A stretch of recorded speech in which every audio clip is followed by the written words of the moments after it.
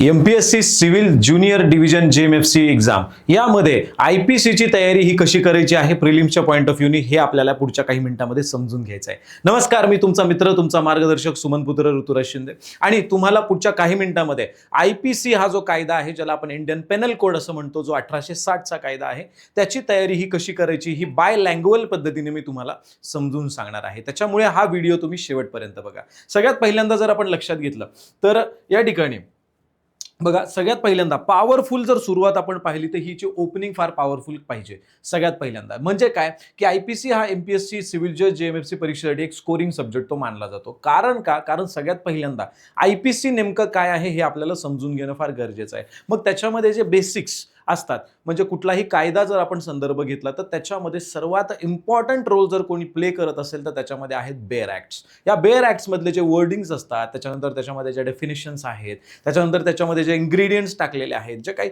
सामग्री त्याच्यात आहे, त्याच्यानंतर काही एक्सेप्शन्स ज्याला आपण अपवाद असं म्हणतो, काही इलस्ट्रेशन्स आहेत, काही गोष्टी खूप एक इलॅबोरेट करून ह्या सांगितलेल्या आहेत. तर ह्या सगळ्या गोष्टींना बेसिकली आपण समजून घेतलं पाहिजे. हेच IPCचं हे प्रायमरी ऑब्जेक्टिव्ह म्हणून आपण याला घेऊ शकतो. आता IPC म्हणजे काय, तर हा मुळात एक असा कायदा आहे की ज्याच्यामध्ये गुन्हे आणि त्या गुन्ह्यांना शिक्षा काय आहे हे याच्यामध्ये सांगितलंय, प्लस त्याच्यामध्ये काही एक्सेप्शन सांगितलेले आहेत. ह्या सगळ्या गोष्टींवरती आपल्याला आता स्टेप बाय स्टेप चर्चा करायची आहे. ओके, सो बघा पुढे त्यानंतर जर आपण लक्षात घेतलं तर सिमिलरली याच्यामध्ये 3 मुद्दे महत्त्वाचे. एक तर विद्यार्थी सगळ्यात पहिल्यांदा चुका कुठं करतो, म्हणजे आता कॉम्पिटिटिव्ह फील्ड अशी आहे की त्याच्यामध्ये तुम्हाला सिली मिस्टेक्स, त्याच्यानंतर ज्या बेसिक कॉन्सेप्ट, या सगळ्या गोष्टींवरती तुम्हाला लक्ष द्यावं लागतं. मग सगळ्यात पहिल्यांदा पहिली बेसिक चूक कुठे करतो विद्यार्थी, की जो कायदा आहे तो जसाच तसा त्याचं वाचन करतो. पण स्पर्धा परीक्षेच्या पॉईंट ऑफ व्ह्यूने, म्हणजे if you are preparing for competitive exams like JMFCज अँड ऑल,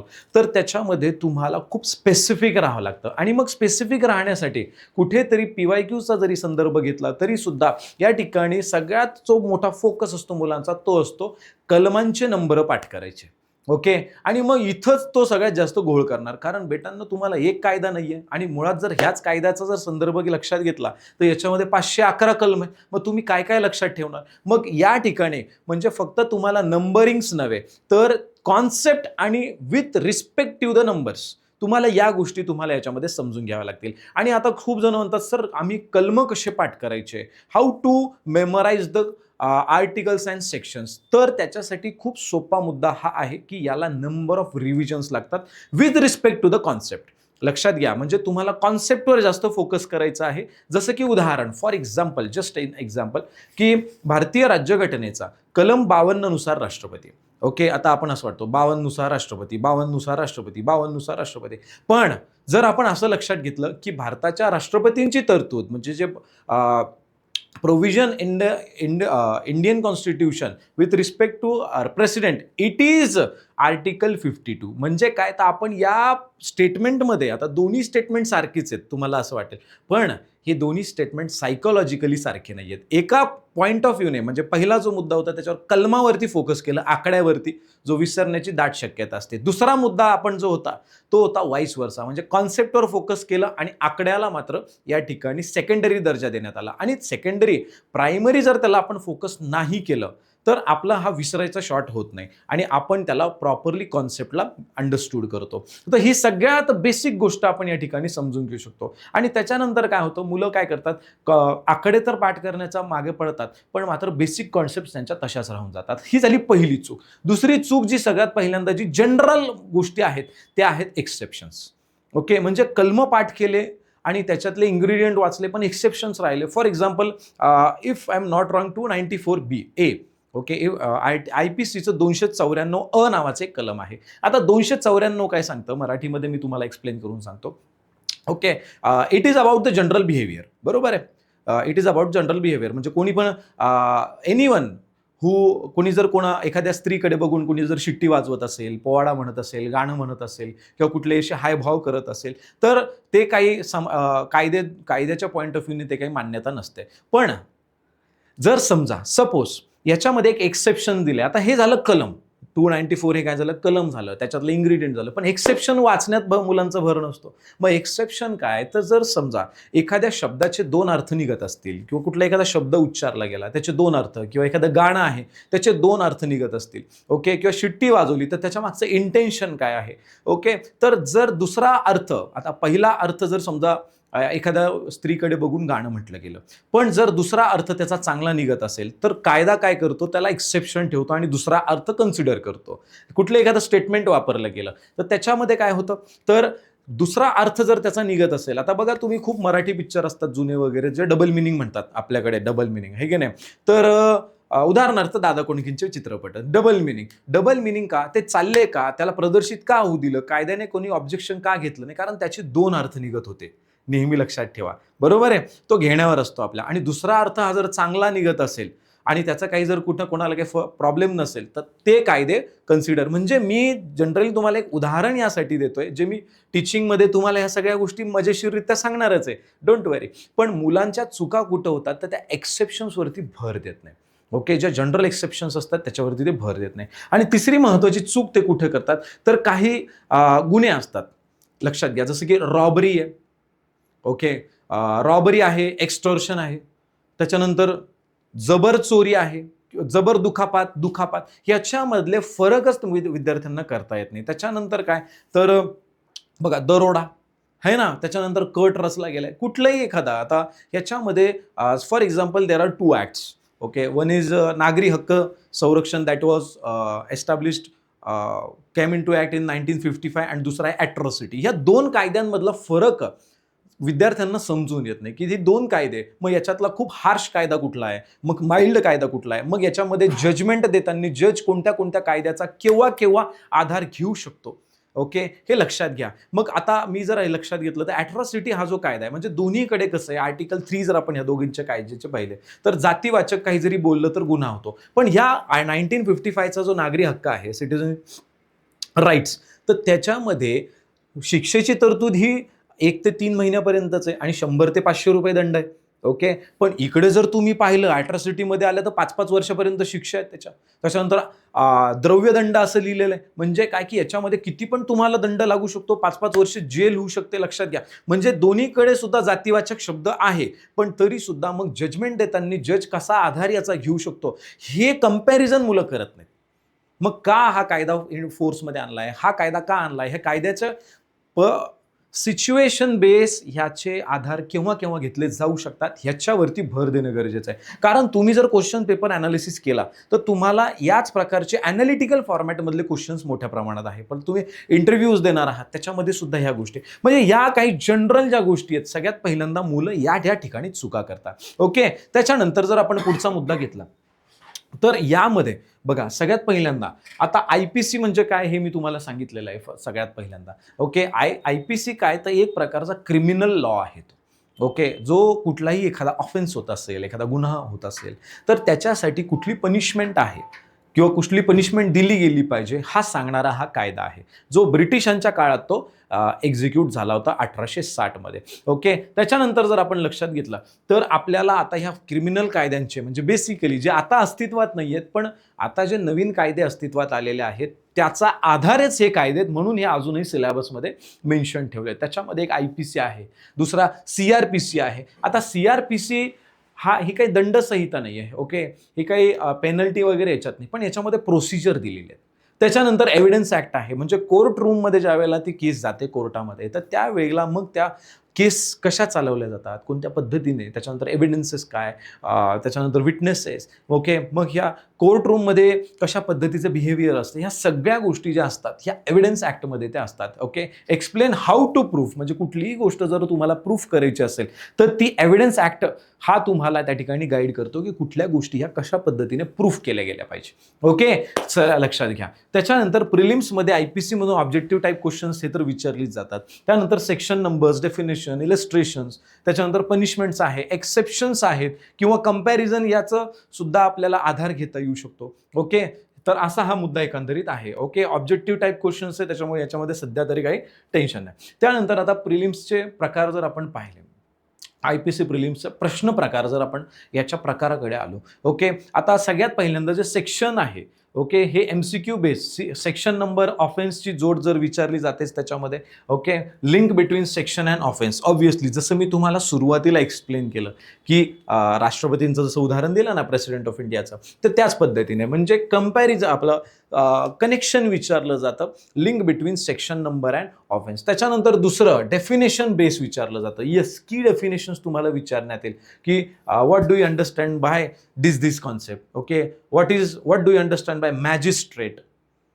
लक्षात आलंय. त्याच्यानंतर एव्हिडन्सेस, मग एव्हिडन्सेसचे वेगवेगळे प्रकार असतात. या प्रकार हे डेफिनेशन्समध्ये येतात. त्याच्यानंतर काही test essential ingredients of an offence, काही टेस्ट कशा प्रकारच्या त्या टेस्ट असतात, जसं की फिंगर टेस्ट असतात, त्याच्यानंतर हँडरायटिंग टेस्ट आहे, हो की नाही, त्याच्यानंतर स्किन टेस्ट, त्याच्यानंतर DNA टेस्ट, हे कशा प्रकारच्या कुठं कुठे याच्या एक्झामिनेशन्स केलं जातं, ह्या काही गोष्टी त्याच्यामध्ये येतात. त्याच्यानंतर जनरल एक्सेप्शन्स आहेत जे मी तुम्हाला आधी सांगितले, की जसं की 294A सांगितलं तुम्हाला, है की नाही. त्यानंतर ask punishment, imprisonment, type or fine.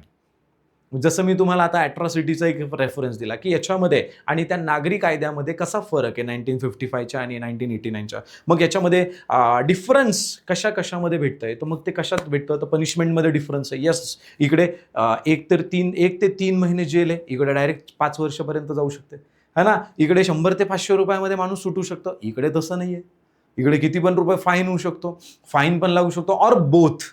Anything could be happen, but we have to understand it very firmly and very sharply. Okay, त्याच्यानंतर बेअर ॲक्ट्स आहेत. आता बेअर ॲक्ट्स तर याला की मानलं जातं की कुठल्याही ॲक्ट्स जर अभ्यास करायचे असतील तर बेअर ॲक्ट्स तुमचे हाताशी असणं हे फार गरजेचं आहे. बेअर ॲक्ट शिवाय ह्या गोष्टी पॉसिबल होत नाहीत, आहे की नाही. Become situation base MCQs. त्याच्यानंतर compare similar offences, yes, like robberies, त्याच्यानंतर किडनॅपिंग, आहे की नाही, एक्स्टॉर्शन, अशा काही जर केसेस असतात की त्या जवळपास सिमिलरच वाटतात.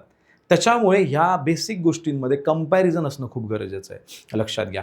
क्लिअर. जसं की दंगा दरोडा, हे पण आपल्याला माहीत असणं गरजेचं आहे. त्याच्यानंतर प्लॅनिंग आहे बुवा, हे सुद्धा काही गोष्टी आपल्याला समजून घेणं गरजेचं आहे. आय होप इथपर्यंत तुम्हाला समजत असावं. Yes or no. चलो, उसके बाद देखो, आता IPC वाचण्याच्या काही पद्धती आहेत. ह्या पद्धती मी फास्टमध्ये तुम्हाला समजून सांगतो. First is section numbers. Okay, म्हणजे काय, तर प्रत्येक ऑफेन्स या सेक्शन नंबर लक्षात ठेवा, तो ठेवावा लागेल. आणि तो कसा ठेवावा लागेल, तर सेक्शन नंबर वाईज तो ठेवावा नाही लागणार. तो पॉइंट, डेफिनेशन आणि कॉन्सेप्ट वाईज नंबर तुम्हाला तो लक्षात ठेवणं काळाची गरज आहे. ओके, त्याच्यानंतर दुसरा आहे exact bare act wordings. Bare act, जसं मी तुम्हाला सांगतो, सातत्याने हा शब्द येतोय बघा, bare acts, bare act. Bare acts is your key, is your base. आणि हा बेअर ॲक्ट आपल्याला हाताशी धरणं खूप गरजेचं आहे. याच्यामधल्या काही ज्या बेसिक गोष्टी आहेत, बेसिक त्याच्यामध्ये काही वर्डिंग्स आहेत, बेसिक कॉन्सेप्ट त्याच्यात दिलेत, ओके, हे आपल्याला समजून घेणं फार गरजेचं आहे. त्याच्यानंतर तिसरा जो महत्त्वाचा मुद्दा आहे, दॅट इज की इन्ग्रेडियंट्स. ओके, मेन्सरिया ॲक्टिव्हियस त्याला म्हटलं जातं. की इन्ग्रेडियंट्स म्हणजे काय, एखादी कुठल्याही कायद्याचं इंटेन्शन काय, त्याच्यानंतर त्याचं नॉलेज, त्याच्यानंतर त्याच्यामध्ये काही डिसऑनेस्टी आहे का, एखादा फ्रॉड आहे का त्याच्यामध्ये, म्हणजे अशा काही गोष्टी आहेत, ओके, ज्या खूप बेसिक लेवलला काम करतात आणि सातत्याने त्या वारंवार त्या येत राहतात. ओके, म्हणजे time to time, number of time we came across this concepts, we have to memorise this things. Okay, मग त्याच्यामध्ये नंतर फोर्थ जो मुद्दा आहे त्याच्यामध्ये एक्सेप्शन्स आहेत, त्याच्यानंतर कनेक्टेड सेक्शन्स आहे. यस, एक्सेप्शन्स तर तुम्हाला मी जसं सांगितलं, हे एक्सेप्शन्स आपल्याला बघा, नुसतं कलम वाचलं, डेफिनेशन वाचली, पुढे गेलं, असं अजिबात चालत नाही. एक्सेप्शन्स काय त्याचे लक्षात घ्या. ओके, एक्सेप्शन्स काय काय आहेत, जसं की आता IT ॲक्ट्समध्ये काही NGOजचा संदर्भ आहे. मग ह्या NGOज, मग त्याच्यामध्ये IT ॲक्ट्समध्ये NGOजचे कामपद्धती कशी आत्तापर्यंत बाहेर होती, मग याला आता मध्ये कसं आणलं गेलं आहे. त्याच्यानंतर इन्कम टॅक्समध्ये जे एक्झेम्पशन्स होते, त्या एक्झेम्पशन्सला कसं मध्ये आणलं गेलं आहे कायद्याच्यामध्ये. मग कोणी इकॉनॉमिकल फ्रॉड करू नये, ह्या सगळ्या अनेक गोष्टी याच्यामध्ये आहेत. मग ह्या कम्पॅरेटिव्हली आपल्याला समजून घ्याव्या लागतात. लक्षात आलंय. मग ह्या बदललेले कायदे जे आहेत, आता for example IPC has been replaced by BNS, Bharatiya न्याय संहिता. मग याचा कम्पॅरेटिव्हली अभ्यास केला जातो. त्याच्यानंतर आपण म्हणतो की चला CRPC जो कायदा आहे, okay, criminal procedure code, it has been replaced by BNSS, Suraksha संहिता, है ना. त्याच्यानंतर एव्हिडन्स ॲक्ट, BSA, सुरक्षा साक्ष अधिनियम, आणि मग ह्या कम्पॅरेटिव्हली आपण कसा अभ्यास करू शकतो, कारण maximum number of article sections आहेत हे जवळपास सिमिलरच आहे. काहींच्या शिक्षांमध्ये वाढ झाली, काही काढून टाकण्यात आले, काही आता बाद झाले. ते मग कशा पद्धतीने हे झालं, काय झालं, ह्या गोष्टींना आपल्याला प्रॉपरली रीडअप करणे गरजेचे असते, त्याला प्रॉपरली व्हिज्युअलाइज करणं गरजेचं असतं. इथपर्यंत कळत आहे? चलो नेक्स्ट बघा पुढे. हाय प्रायोरिटी एरिया कुठला कुठला आहे? आता हा हाय प्रायोरिटी एरिया मी या ठिकाणी देण्यात आलेला आहे. टोटल जर आपण कलमं पाहिली तर ती 511 कलमं आहेत या कायद्यानुसार. ओके, आता आपण सगळेच महत्त्वाचे आहे का? तर अजिबात नाही, सगळं काहीच महत्त्वाचं नाही आहे. जेवढं आपल्याला लागणार आहे सिलेबसनुसार मी याचं प्रॉपरली आम्ही काय केलं आहे तर याला एक चार्ट फॉर्मॅटमध्ये बनवलं आहे. Like article 6 to 52A general explanations आहेत, त्याच्यानंतर पब्लिक सर्वंट, त्याच्यानंतर रॉंगफुल गेन म्हणजे चुकीच्या पद्धतीने पैसा किंवा कुठली मालमत्ता स्वीकारणे असेल किंवा लॉस झाला आहे. ओके, त्याच्यानंतर डिसऑनेस्टली आहे, फ्रॉड आहे, डॉक्युमेंट्स आहे, व्हॅल्युएबल सिक्युरिटीज आहे, अशा पद्धतीच्या काही गोष्टी याच्यामध्ये देण्यात आल्या. त्यानंतर 76 to 10, 106 जनरल एक्सेप्शन्स आहेत, मिस्टेक्स ऑफ फॅक्ट आहे, ॲक्सिडेंट आहे, इन्सेनिटी, इंटॉक्सिकेशन, कॉन्सेंट आहे, प्रायव्हेट डिफेन्स. आता ही कॉन्सेंटवरती सातत्याने बघा अपडेशन्स आले. कॉन्सेंट, म्युच्युअल कॉन्सेंट असेल तर रेप केस होत नाही, आता सध्या चालू आहे, सुप्रीम कोर्टने त्याला मान्यता दिली आहे की नाही. पहिले कसं व्हायचं की बाबा लग्नाचे आमिष दाखवून म्हणजे 4-5 वर्ष त्यांनी केलंय, ओके, रिलेशनशिपमध्ये आले and what ever anything happen, आणि कोणीतरी म्हणतंय की नाही मी आता लग्न नाही करू शकत, तर मग त्याच्या विरोधात ती स्त्री कुठे गेली आहे, तो कोर्टात गेली, आणि मग त्याच्यावरती लग्नाचे आमिष दाखवून बलात्काराची केस झाली. अरे मग कोर्ट म्हणतंय की अरे यार ऐसा थोडी आहे, तुमको 4-5 साल समज में नहीं आया क्या, आणि तुम्ही तो म्हणताय की मला 18 वर्ष झाल्याच्या नंतर मला अक्कल येते. मग how is it possible that someone is making fraud of yourself? Okay, then it is not possible. Then मग आता इथून पुढे जर म्युच्युअल कॉन्सेंटचा विषय असेल, ओके, तर अशा पद्धतीच्या ह्या rape cases, false rape cases या आम्ही खपून घेणार नाही. आणि मग अशा काही गोष्टी आता सध्या करंट अफेअर्समध्ये ह्या लॉच्या पॉईंट ऑफ व्ह्यूने सुरू आहे. आपल्याला हे शिकत असताना इट इज व्हेरी क्लिअर, ज्यावेळेला आपण हे सगळं शिकू तर त्यावेळेला आपल्याला करंट अपडेशन सुद्धा समजून घेणं गरजेचं आहे. ओके, जे रेग्युलरली चालू असतं. त्यानंतर 107 to 120B आहे, abetment and criminal conspiracy. Yes, त्याच्यामध्ये इन्व्हेस्टिगेशन आहे, कॉन्स्पिरसी आहे, इंटेन्शनल एड आहे, ॲग्रीमेंट इज अ की, करार महत्त्वाचा आहे, काही कराराच्या संदर्भात आहे, काही कॉन्स्पिरसीज असतात, ओके, त्याच्या संदर्भात. त्यानंतर 299 to 304 कल्पेबल होमिसाईड अँड मर्डरच्या बाबतीत बरं का, म्हणजे दरोडे, आपलं खून बिन असेल, मग त्या खुनाच्या मागे इंटेन्शन काय, त्याच्यानंतर नॉलेज काय काय मिळत आहे, त्याच्यानंतर प्रोबॅबिलिटी काय आहे, कंपॅरिझन होत आहे का, ओके, नेमकं काय झालंय बाबा. त्याच्यानंतर 319 319 to 338 hurt and grievous hurt. 320 injury महत्त्वाचं आहे, injuries are very important. Yes, injuries. त्याच्यानंतर 378 आहे to 40 extortion, theft, robbery, dacoit. त्यानंतर 403 to 420 आहे मिसअप्रोप्रिएशन, CBT आहे, त्याच्यामध्ये चीटिंग आहे, एन्थ्रसमेंट, डिसेप्शन फ्रॉम बिंग चीटिंग. सुरुवातीपासूनच जर कोणी फसवणूक करत असेल तर हे त्याच्यामध्ये. तुम्ही ऐकलं असाल ना 420 420 ये बहुत 420 आहे, तर ते त्याच्यामध्ये येतं, म्हणजे फसवणूक सरळ सरळ. 441 ते 462 आहे क्रिमिनल ट्रेसपास आहे, unauthorize entry with required intention, म्हणजे तुम्ही जर कुठं एअरपोर्टची भिंत क्रॉस करून जर गेले त्याला ट्रेसपास म्हणतात, म्हणजे अनधिकृत पद्धतीने एखाद्याच्या प्रॉपर्टीच्या ठिकाणी तुम्ही जाणे जिथं अशा पद्धतीने जाता येत नाही, त्याला ट्रेसपास म्हणतात, लक्षात घ्या, तो गुन्हा ठरतो. त्यानंतर 511 अटेम्प्ट आहेत, preparation versus attempt, important distinction. Okay, तर अशा ह्या काही गोष्टी आहेत ज्याला आपण कॅटेगराईज करून ठेवलंय. त्याच्यानंतर सर्वात गोंधळात टाकणारे काही कंपॅरिझन्स आहेत, मोस्ट कॉमनली कन्फ्युजन्स, ते मी थोडंसं एक्सप्लेन करण्याचा जस्ट प्रयत्न केलाय, जस्ट तुमच्या पुढे मी मांडण्याचा प्रयत्न करतो. Like section 34 and versus section 149. Okay, common intention याच्यामध्ये येतं, ओके, सामूहिक.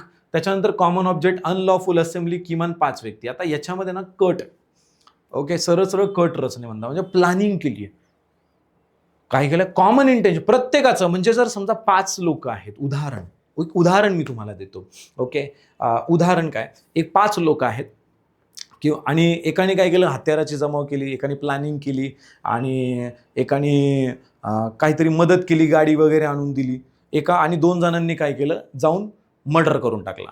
ओके, मग याचा अर्थ असं नाही आहे की हे दोघंच मर्डरर आहे.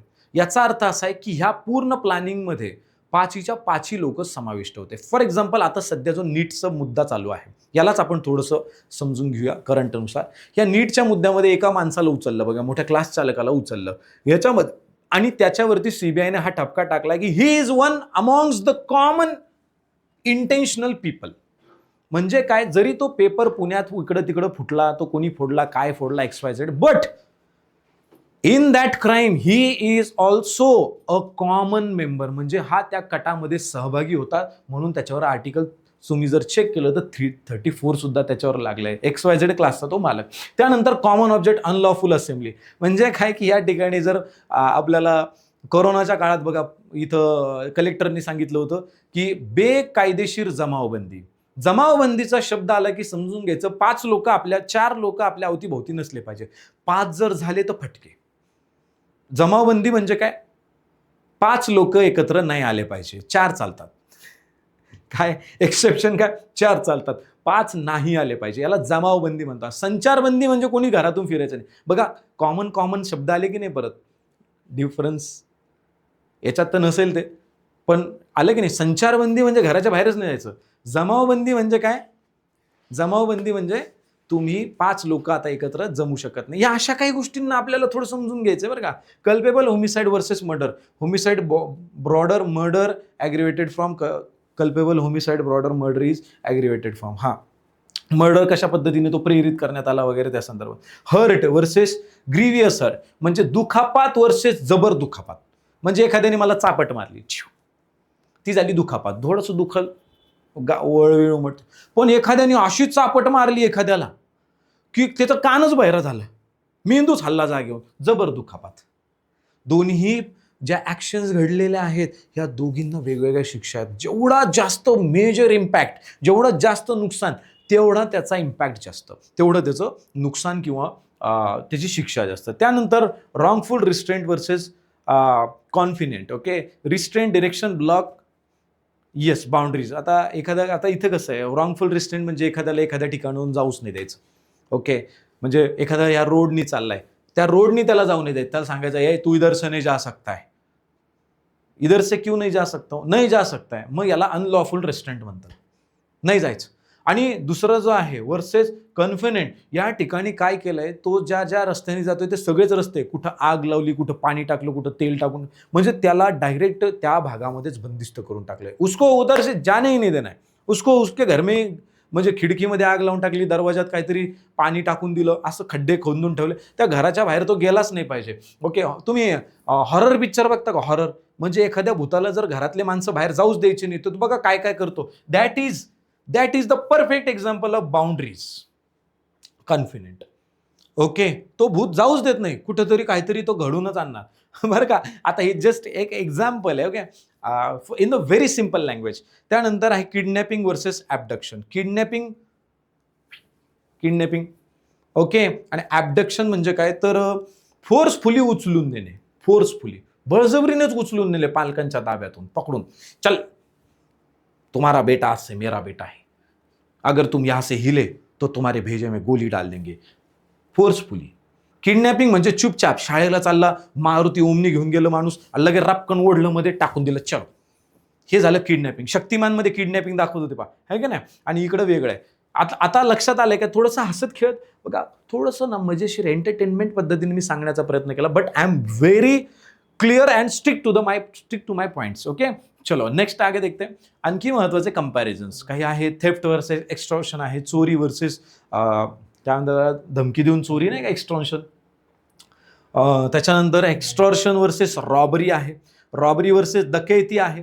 ओके, रॉबरीमध्ये 5 किंवा अधिक रॉबरी 5 किंवा जास्त असेल तर डकैत म्हणजे मोठा दरोडा घातलाय. Cheating versus CBT. Okay, intentional investment, नंतर ब्रीच आहे.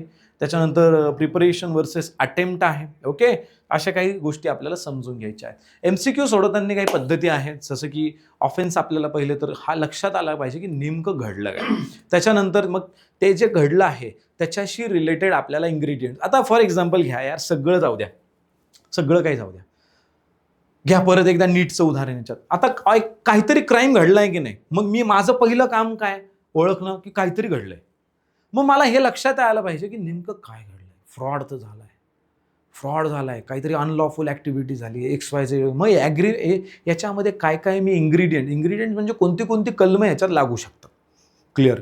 मग याच्यात एक्सेप्शन काय? आता असं मी ऐकलं की CBIचं म्हणणं आहे की याच्या मोबाईलमध्ये पेपर सापडला.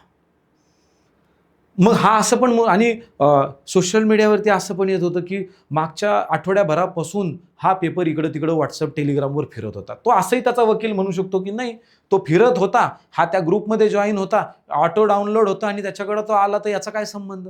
बघा, एक्सेप्शन वाचण्यासाठी पळवाटा आणि मग त्यांनी जे गुन्हे केलेले आहेत बुवा, त्याच्या ज्या गुन्ह्यामध्ये नाव आहेत, हे जर प्रूफ होत असेल तर कोणत्या कोणत्या गुन्ह्यांमध्ये त्याला शिक्षा होऊ शकते, हे एक कन्सेप्ट आहे. म्हणजे काय, तर आपण फार वेगळं काहीच करत नाही. आपण फक्त काय करतोय, हे जे 4 मुद्दे आहेत याला सध्याच्या परिस्थितीमध्ये कसं टाकतोय आपण, ह्याचा आपण ट्रेनिंग घेतोय, कारण हीच पद्धत आपण याच्यामध्ये शिकण्याचा प्रयत्न करतोय. ओके.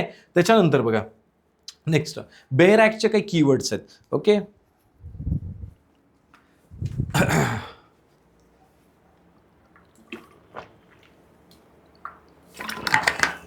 Excuse me. हुएव्हर असा जर शब्द आला तर ते कोणीही व्यक्ती असा त्याचा अर्थ होऊ शकतो. त्याच्यानंतर डिसऑनेस्टी आला तर रॉंगफुल गेन असेल किंवा रॉंगफुल लॉस असेल, असं त्याच्या मागच्या काही इंटेन्शन्स पकडले जातात. त्यानंतर फ्रॉडेंटली असेल, त्याच्यानंतर इंटेंट टू डिफ्रॉड असं होऊ शकतं. ओके. फसवण्याचा काही हेतू होता बाबा त्याच्यामध्ये. त्याच्यानंतर व्हॉलंटरीली ऐकलं, act done with knowledge of consequences. Okay. परिणामांची जाणीव असताना सुद्धा त्यांनी ते कृत्य केलंय. त्याला माहिती आहे की मर्डर केल्यावर माणूस मरू शकतो, पण तरी त्यांनी केलंय. व्हॉलंटरीली म्हणजे स्वतःहून त्यांनी केलंय. ओके. इंटेन्शनली म्हणजे हेतुपूर्वक, जाणीवपूर्वक त्यांनी ते केलंय. नोईंगली म्हणजे त्याला ह्या गोष्टी माहिती होत्या की पेपर फुटल्याच्या नंतर इथं लाखो मुलांचं नुकसान होऊ शकतं आणि म्हणून तरी सुद्धा त्यांनी ते सगळं घडून आणलं. म्हणजे विथ नॉलेज आहे त्या सगळ्या गोष्टी त्यांनी पणाला लावून टाकल्या आणि त्यांनी ती गोष्ट जाणीवपूर्वक माहीत असताना, सगळ्या गोष्टी असताना सुद्धा ती घडून आणली, ते फ्रॉड घडून आणला. ओके. ह्या सगळ्या गोष्टी या बेअर ॲक्ट्समध्ये बेसिकली समजून सांगण्यात आल्या. ओके. उसके बाद देखो, एलिमिनेशन टेक्निक अँड ट्रॅप ओळखणे. येस, हे सगळ्यात महत्त्वाचं आहे. Elimination. Have you ever heard about काटाकाटी पद्धत? काटाकाटी म्हणजे काय, तर याच्यामध्ये बघा, आन्सरपर्यंत पोहोचण्याच्या 2 पद्धती असतात in competitive field. Okay, in any competitive exam, you may reach to your answer by 2 methods. First is if you know direct answer. First method is if you are knowing your direct answer, and second is if you know that 3 out of 4 options are not valid or not relevant, then automatically you reach to your goal, that is your answer. लक्षात आलंय? म्हणजे काय मला सांगायचंय की जर समजा 2 पद्धती कुठल्या, तर एक पद्धत आहे की 4 पैकी 4 पर्याय असतात, आपल्याला ऑप्शन्स असतात. 4 पैकी हेच आहे उत्तर, हे मला माहित असणं, ही झाली पहिली मेथड. 4 पैकी हेच मला माहित. पण दुसरी मेथड काय, आता उत्तरच माहित नाही, पण हे माहिती आहे की 4 पर्यायांपैकी 3 तर नाहीच आहे. ऑटोमॅटिकली काय झालं, 4च्या बाहेर तर नाही, म्हणजे हेच माझा आन्सर आहे. लक्षात आलंय? तर ही जी सेकंड मेथड आहे, याला एलिमिनेशन पद्धत असं म्हणतात. म्हणजे जे त्या क्वेश्चन पेपर सेटरला जे रिक्वायर्ड नाहीये ते बाजूला काढणे, जे रिक्वायर्ड आहे ते बरोबर त्या ठिकाणी राहतं. चाळणी कशी असते, जे खाली पडतं ते जाऊ द्या, जे वरती आहे ते पकडून ठेवलं. ओके. That is eliminate. म्हणजे मी एलिमिनेट केलंय बाकी खालच्या गोष्टी. ओके. हे समजून घ्या. त्यानंतर प्रिलिम्समध्ये सामान्य चुका कुठल्या कुठल्या होतात. आता इन्ग्रेडियंट्स नाही समजल्याने MCQ चुकू शकतो, हे झालं पहिलं. त्याच्यानंतर जनरल एक्सेप्शन्स या स्किप केल्या जातात, तेही झालं. हे आपण सुरुवातीला. इलस्ट्रेशन न वाचणे म्हणजे काय, तर त्याला बेसिक ज्या आयडियाज आहेत त्याच्या, ओके, फुल्ली ज्याला डिटेलमध्ये एक्सप्लेनेशन्स आहेत ते त्याच्या वाचण्यात नाही आल्या. त्याच्यानंतर सिमिलर ऑफेन्समध्ये कन्फ्युजन झालं आहे. त्याच्यानंतर सगळ्यात भयानक चूक कुठली आहे, सगळ्यात मोठी चूक कुठली असेल तर ती ही आहे.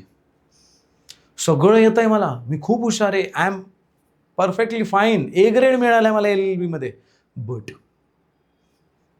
लॅक ऑफ रिव्हिजन्स शिवाय होणारच नाही, कारण सगळ्या काही गोष्टी पाठ होत नसतात. Number of revisions are essential and required anyhow. Okay. आणि असं नाही की मी खूप हुशार आहे आणि आता मला सगळंच येत आहे, रिक्वायरमेंट सगळीकडे असणार आहे. Okay. Then now final message I have to give you. कुठला, IPC थिअरी सब्जेक्ट तर नाही आहे. त्याच्यानंतर bare act base on scoring subject आहे. हो, तो स्कोरिंग सब्जेक्टच आहे, त्याला स्कोरिंग म्हणूनच बघायला पाहिजे. त्याच्यानंतर IPC is not merely and theory subject, it is bare act base scoring subject. Correct. Bare act जर तुमचे प्रॉपर असतील, बेसिक कॉन्सेप्ट जर तुमच्या प्रॉपर असतील, तर जबरदस्त तुमचं ती तयारी होऊ शकते. सिस्टमॅटिक वाचन तुमचं पाहिजे, एक बांधील अभ्यास तुमचा पाहिजे. त्याच्यानंतर दुसरी गोष्ट आहे, कंपॅरेटिव्ह तुमचा अभ्यास पाहिजे. म्हणजे काय, आज IPC घ्यायला बसलो तर IPCच वाचायचं आहे असं नाही आहे. IPC सोबत तुम्हाला BNS पण वाचायचं आहे, CRPC सोबत तुम्हाला BNSS पण वाचायचं आहे, तर एव्हिडन्स ॲक्ट सोबत तुम्हाला BSA पण वाचायचं आहे. म्हणजे सिमिलरली तुम्हाला असा अभ्यास करायचा आहे. म्हणजे याच्यामध्ये हे आर्टिकल असेल, मग याच्यामध्ये हे आर्टिकल कुठे, मग त्याचा अभ्यास तसा करायचा आहे. म्हणजे फॉर एक्झाम्पल आर्टिकल 300 खून, IPCचा सेक्शन 300 खून आहे. अरे पण BNS मध्ये खून हा 100 नंबरवर, इकडे खुनाची शिक्षा 302 आहे, इकडे 102 आहे. इकडं हाफ मर्डर IPC मध्ये 307, इकडे 107 आहे. मग असं मी काय केलं, आता कम्पेअर केलंय आणि मग मला लक्षात येतं की हां, मग इकडे 307 वाचलं की इकडे 107 वाचायचं, असं करायचं. असा कम्पेरेटिव्हली हा अभ्यास असणार आहे. मग ह्या जर अभ्यास तुम्ही केला, तुम्ही म्हणता ओ सर आता इतकं सर्च करत बसायचं का, करा, सुरुवातीला वेळ लागेल. पण मग ज्यावेळेला पॅटर्न लक्षात येईल की हां ऐसा आहे, इकडे दिलं होतं 14 वर्ष शिक्षा, इकडे 20 वर्ष, तर तुम्हाला आता खूप वेगळे एफर्ट्स घ्यावे नाही लागणार. ओके. त्याच्यानंतर म्हणजे कंपॅरिझन तर खूप महत्त्वाचं आहे. आणि त्याच्यानंतर MCQ सॉल्विंग, त्याच्यानंतर PYQs आणि number of analysis of that PYQs. म्हणजे तुम्ही जे सॉल्व्ह करताय ते नुसतं सॉल्व्ह करून पुढे नाही, तर का चुकतंय, कशामुळे चुकतंय, काही चुकलंय का, मग वाचण्यात कमी पडलोय का, रिव्हिजनमध्ये कमी पडलोय का, ह्या सगळ्या गोष्टींचं ॲनालिसिस तुमचं होणं फार गरजेचं आहे. त्याशिवाय आपल्याला एवढी मोठी ही एक्झाम क्रॅक करता येऊ शकत नाही. आणि याच बेसिसवरती मी आता जसं तुम्हाला काही उदाहरणासह काही गोष्टी सांगितल्या, ओके, ह्याच पद्धतीने आम्ही ह्या सगळ्या गोष्टी तुम्हाला बॅचमध्ये ज्यावेळेला आपलं ॲप्लिकेशनमध्ये ज्यावेळेला आपण शिकवणी सुरू करू, तर त्याच पद्धतीने अत्यंत सोप्या पद्धतीने बायलँग्वेज, ओके. जो सगळ्यात मोठा प्रश्न असतो मुलांचा की सर तुम्ही मराठीत शिकवणार की इंग्लिशमध्ये, don't worry, okay. Teaching will completely in bilingual, इंग्लिशमध्ये पण असेल आणि मराठीमध्ये पण असेल. तुम्हाला याच्यामध्ये कुठेच प्रॉब्लेम येणार नाही. ह्या PPTमध्ये सुद्धा आला नसावा, मी अशी आशा बाळगतो. आणि आय होप तुम्हाला ही IPC प्रिलिमिनरी पद्धतीने याचा अभ्यास कसा करता यावा हा व्हिडिओ तुम्हाला लक्षात आला असावा. Okay. So I may take a leave. Thank you. Jai Hind.